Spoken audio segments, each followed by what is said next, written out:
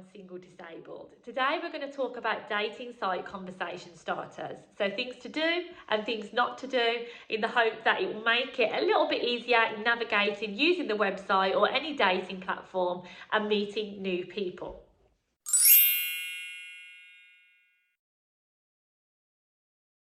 So first of all, we're going to talk about the things perhaps not to do when you're first having those initial conversations.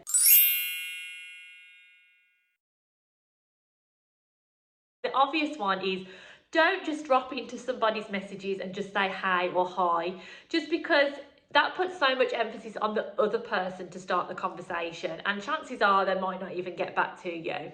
So try and be a little bit original and ask some questions that are going to kind of get them to open up a little bit more and form some connections, which we'll look about in a second.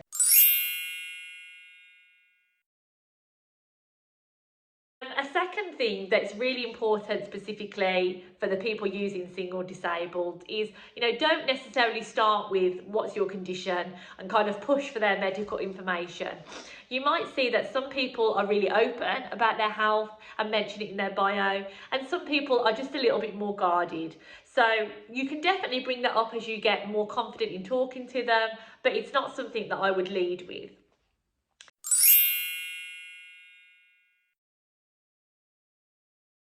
And a third thing to avoid doing in those initial dating starter conversations is avoid yes or no questions. Simply because it's just going to really cut the conversation dead quite quickly, and it's going to be hard to kind of get a conversation flowing if you just ask yes or no questions. So you really want to ask open-ended questions that can help you learn a bit more about the person you're chatting to, but also help them feel a bit more comfortable and get to know you, and just kind of help build those connections so it's not just kind of back, forth, back, forth, back, forth. You're kind of having more of a proper conversation.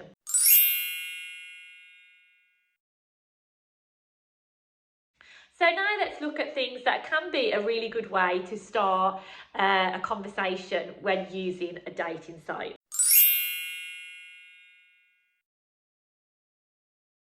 So my number one tip would just be to spend a bit of time looking at their profile and just find something that you have in common. And presumably that's kind of why you're messaging them in the first place. You probably read their profile and seen that you've got some sort of connection. That could be something really simple, like maybe they've got a dog in their profile picture and you love dogs.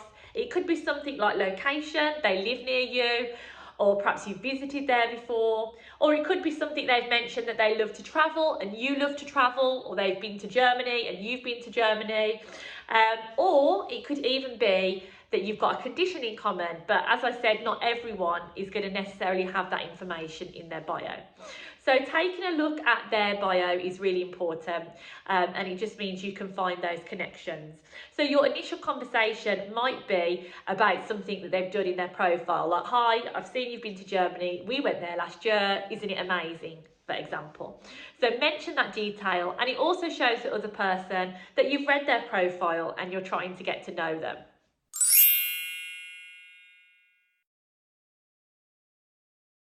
The second thing that I think is really important is just trying to find out what drives or what their passion is. So you don't have to get all philosophical and say, what's your ultimate life goal? But even simple questions like, what do you do for a weekend?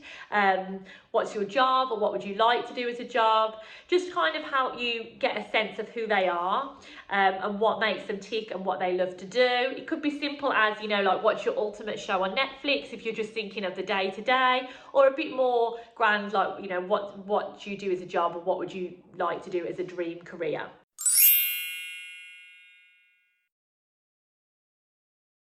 Another thing that I think is really nice to do as well is to try and find out a bit about those important people or important person in your connection's life. So you might say something like, who are the 3 most important people to you? It kind of allows them to introduce people to you, but also you can get a sense of, are they part of a really close-knit family, or are they part of a really close friendship group? And I think that kind of thing is important, again, to understand who the person is and whether you're compatible.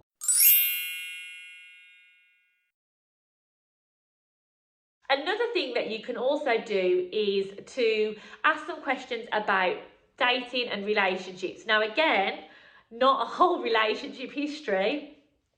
But I think it's important to know, as well as are you compatible as people, are you compatible as people going on a date? So, you know, if they really like raves and you really like sitting at home with a cup of tea watching Netflix, probably not going to be that compatible in the dating stages, even if you both love dogs or you've both visited this country.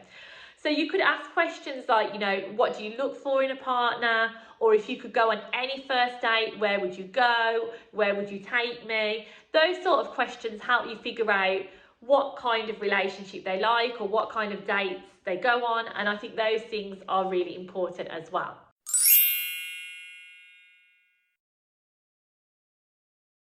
I think the main things to remember is to try and avoid really short, really closed answers questions that are going to have yes or no as the answer. And questions that are kind of not really about them and aren't really showing that you've read their profile and you're making a connection. And again, don't say things like hey or hi, just because those are going to be non-starters. If you can try and find a connection, find something you've got in common and talk to them in a way that means they're going to open up and then hopefully you're going to open up back. That can be really, really important in making that first connection and eventually taking your relationship online to offline and hopefully becoming something more in the future. I hope those tips have been useful. Let me know if you have any questions. Otherwise, I'll speak to you next time.